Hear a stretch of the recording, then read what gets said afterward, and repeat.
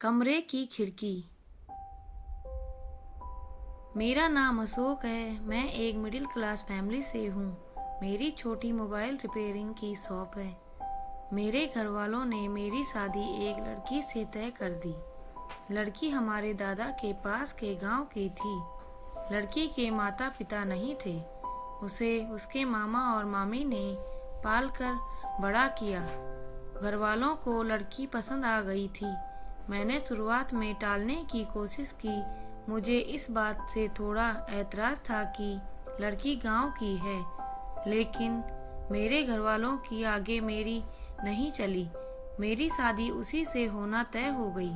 शादी तय होने पर जब मैंने उससे बात की तो मुझे उसका स्वभाव पता चला। वो बहुत कम बोलती थी। जितना मैं पूछता बस हाँ या ना में ही जवाब देती।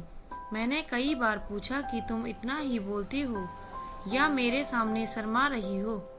फिर उसकी तरफ से वही चुप्पी होती।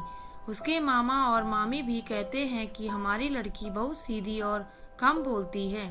मुझे भी उसकी यह बात धीरे धीरे पसंद आने लगी। हमारी शादी करवा दी गई। शादी अच्छे से हो गई थी। शादी के बाद सुहागरात का समय आ गया।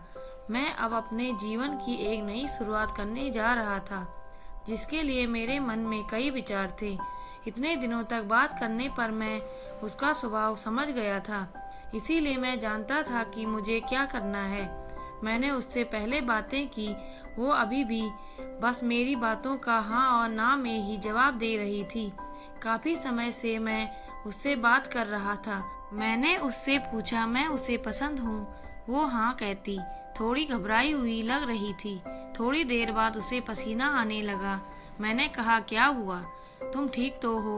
वो बोली कुछ नहीं, थोड़ी घबराहट हो रही है। मैंने उससे कहा कि तुम आराम करो, बहुत थक गई होगी। शादी की दौड़ भाग में ठीक से नींद पूरी नहीं हो पाती है, इस कारण थकावट से ऐसा हो रहा होगा। मैंने सोचा। मैंने उसे यह कहकर कमरे की बत्ती बुझा दी और मैं भी बिस्तर पर लेट गया। मैंने उसका हाथ पकड़ा। वो घबराहट के मारे कांपने लगी थी और पसीना तेज हो गया था। वो उठकर बिस्तर पर बैठ गई। मैंने कमरे की बत्ती ऑन की। उसकी हालत खराब थी। मैंने पूछा क्या हुआ, कुछ दवाई लेकर आना है। उसके इस तरह से बर्ताव करने पर मैं भी थोड़ा डर गया था। कमरे में एक खिड़की थी, जिसको खोलने पर बाहर की रोड की लाइट हमारे कमरे में आती थी। वो खिड़की के पास हवा लेने को खड़ी हो गई। वो वहीं खड़ी रही। मुझे कहा कि आप सो जाओ, मैं ठीक हूँ। मैं थोड़ी देर बाद सो गया। सुबह जब मैं उठा तो कमरे में नहीं थी। वो घर का काम कर रही थी।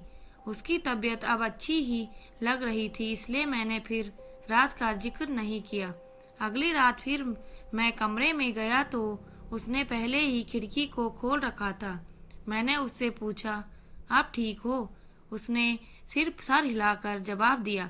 कमरे में आते ही उसका चेहरा बदलने लगता था। एक अजीब सी घबराहट उसके चेहरे पर आ जाती थी। उससे कुछ पूछता वो कहीं और ही देखती, कुछ ही सोचती रहती। उस रात भी मैंने कहा कि तुम्हारी तबीयत ठीक नहीं लग रही है, तुम आराम करो। मैंने फिर कमरे की बत्ती बुझाई और बेड की ओर आया तो उसने खिड़की खोल ली और उसके पास खड़ी हो गई। मैंने अब उसे कुछ नहीं कहा। मैं अपने बेड पर सो गया। मुझे अब लगने लगा कि सब कुछ ठीक नहीं है, कुछ बात है जो यह छिपा रही है। रात में घबराने वाली लड़की सुबह ठीक लगती थी। सुबह उसके चेहरे पर कोई घबराहट नहीं होती। शाम को 8 बजे मैं खाना खा रहा था। अंधेरा हो गया था। मम्मी ने उससे कहा कि छत पर से कपड़े लाना भूल गई, तू ले आ। वो कपड़े लाने सीढ़ियों से छत पर गई, लेकिन करीब आधा घंटा हो गया था और वो नीचे नहीं आई। मम्मी ने नीचे से आवाज भी लगाई, लेकिन वो नहीं आई। मेरे खाने के बाद मम्मी ने मुझे कहा कि जा तू देख कर आ। मैं सीढ़ियों पर गया तो वो सीढ़ियों पर ही बैठी थी और उसके चेहरे पर वही घबराहट। मैंने सीढ़ियों की लाइट ऑन की। लाइट ऑन होते ही जैसे वो नींद से जाग गई हो। मैंने उससे पूछा कि तुम यहाँ क्यों बैठी हो? वो कुछ नहीं बोल पाई। उसके माथे पर रात जैसा ही पसीना था। वो वहाँ से चली। अब मैं समझ गया था कि बात क्या है। लेकिन उसकी वजह मुझे नहीं मालूम थी। उस रात मैं कमरे में गया और जाते ही मैंने सबसे पहले अपने कमरे की खिड़की को बंद किया। वो वहीं कमरे में थी, रोज की तरह घबराई सी, पर आज मैंने कुछ और ही सोच रखा था। थोड़ी देर बाद मैंने कमरे की बत्ती बंद कर दी और मैं बत्ती बंद करके उसके पास गया। मैंने जैसे ही उसे हाथ लगाया वो थोड़ा कांप रही थी, रोज की तरह पसीना छूटने लगा। अब मैंने उसका हाथ और जोर से पकड़ लिया, लेकिन उसका कांपना और पसीना बहना चलता रहा। तब मैंने उससे कहा कि क्या हुआ, तुम ठीक हो? वो अचानक बोली, मेरी तबीयत बिगड़ रही है, पानी। मैंने बत्ती चालू करके उसे पानी दिया। रोज रात की यही कहानी थी। अब मैंने उससे पूछ लिया कि मैं जानता हूँ कि कुछ बात है जो तुम मुझसे छिपा रही हो, लेकिन क्या बात है मुझे बताओ। मुझे पता है, लेकिन मैं तुम्हारे मुंह से सुनना चाहता हूँ और उसकी वजह जानना चाहता हूँ। वो पहले ही कम बोलती थी, ऊपर से डरी हुई थी, तो वैसे ही उसकी आवाज नहीं निकलती थी। मैंने उससे प्यार से पूछा, क्या कुछ हुआ है? कुछ ऐसी बात है जो बता नहीं सकती? वो चुप रही। मैंने गुस्से में कहा कि ठीक है, कल तुम्हारे मामा से बात करता हूँ। मामा का नाम लेते ही वो घबरा गई और बोली, नहीं, मामा जी से बात मत करना। तब उसने बचपन की एक ऐसी घटना के बारे में बताया जो इन सब बातों की जड़ थी। उसने कहा कि मैं मेरे मामा के यहाँ पली बड़ी हूँ। मेरा भाई और हम एक दिन बचपन में खेल रहे थे और खेलते वक्त मैं हमारे घर में कपाट में छिप गई। मेरे भाई और मामी को यहाँ पता नहीं था। उसी समय जब भाई बाहर दौड़ा मुझे ढूंढने के लिए, तो वो गिर गया। मामी उसे लेकर पास के अस्पताल गई। उसका पैर टूट गया था। उसके पहले वो पैसे लेने अंदर आई तो कपाट का दरवाजा बाहर से लगा गई। मैंने तब भी कुछ नहीं कहा, मैं छिपी रही। बाहर क्या हुआ था इसका मुझे पता नहीं था। थोड़ी देर बाद जब मुझे घबराहट हुई तो मैंने बाहर आना चाहा, लेकिन दरवाजा बाहर से बंद था। मैंने बहुत कोशिश की, चिल्लाई, लेकिन घर में कोई नहीं था। मैं बहुत डर गई थी। उन्हें आने में करीब 3 घंटे लग गए। मैं उस कपाट में 3 घंटे बंद थी। उसके बाद उनके आने के बाद भी मैं उन्हें नहीं दिखी तो मामी मुझे ढूंढने लगी। अब मैं अंदर पसीने और घबराहट के मारे बेहाल थी।